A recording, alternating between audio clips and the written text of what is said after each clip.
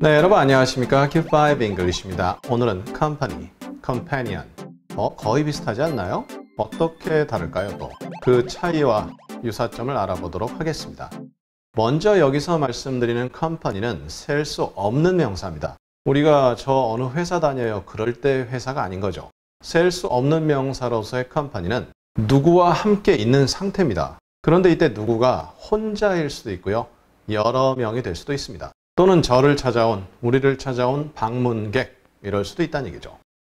그럼 companion은 뭐죠? 이것은 셀 수 있는 명사입니다. 그리고 아주 가까운 관계에 속한 사람, 동물, 물건이 될 수도 있죠. 그러한 상태를 companion이라고 합니다. 그럼 이 두 단어가 들어간 예문을 좀 진지하게 다루어 보도록 하겠습니다. Everybody wants company in doing that.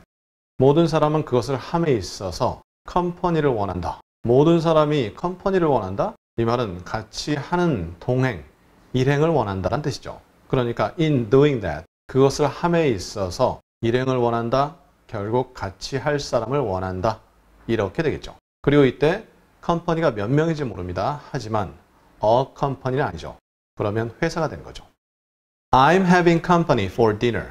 나 저녁을 위해서 컴퍼니를 갖게 될 겁니다. 이때 am having이라는 것은 곧 뭐뭐 한다라는 미래 의미죠. 그러면 나는 컴퍼니를 갖게 될 것이다. 사람이 온다는 얘기입니다. 그래서 저녁 때 사람이 온다, 손님이 온다 이렇게 표현이 되죠. 한 명이 될 수도 있고요. 여러 명이 될 수도 있죠. He came over to keep me company. 그는 나와 동반을 해주기 위해서 이쪽으로 왔다. 이게 직역인데요. Keep me company 하면 나와 동무해 주는 거죠. 내가 혼자 외롭게 있을 때, 외롭지 않더라도 있을 때 같이 있어주러 온다라는 내용입니다. 그리고 come over를 쓰게 되면 이쪽과 저쪽의 거리가 좀 떨어져 있다라는 느낌이죠. 그래서 옆집에서 온다. 물론 그때도 come over를 쓸 수 있겠고요. 이 방에서 저 방으로 간다. 그래도 come over를 쓸 수는 있습니다. 하지만 일반적으로는 조금 거리가 떨어진 그러한 위치도 될 수 있다. 확인해 보시고요. We return to our fallen companion. 우리는 우리의 쓰러진 컴패니언 쪽으로 되돌아갔다. 이거 문맥이 없으니 무슨 말인지 모르겠습니다. 하지만 컴패니언이라는 것이 굉장히 가까운 관계이기 때문에 만약 전장이라면 쓰러진 동료가 되는 거죠. 또 개를 굉장히 좋아하는 사람이 있다.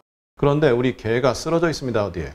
그 쓰러진 개를 구하러 가는 거죠. 등등 앞뒤 상황이 충분히 주어져야 되겠죠. 하지만 일반적으로는 우리 쓰러진 동료, 가까운 친구를 데리러 갔다. 이렇게 의미가 이해되죠. Traveling companions work closely with travelers.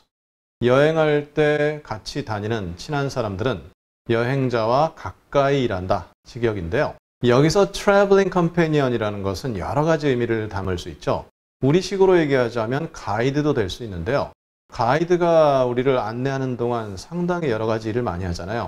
그럴 때 우리를 위해서 많은 일도 해주고 그러다 보면 비록 한 3박 4일 정도 되는 짧은 일정의 여행이라 하더라도 그간 정이 들어버리는 그러한 경우도 있거든요. 따라서 이들과 굉장히 가깝게 일을 한다. 여행하는 사람과 말이죠. 여행 동료들이 또는 등반을 간다. 에베레스트 등반을 간다. 그럼 같이 이렇게 짐도 들어주고 또 같이 올라가는 사람들 있잖아요. 그들도 컴패니언이라고 할 수 있습니다. 물론 아닌 경우도 있겠죠. 오늘의 마지막 문장입니다. Easygoing and friendly, the French bulldog makes an ideal companion. 쉽게 이렇게 다가설 수 있죠. Easygoing, 그리고 friendly, 친근하다. 이러한 형용사 두 개를 딱 써버리죠. 그러면 이게 누구냐 이거죠. 뒤에 나온 주어를 받는 거죠.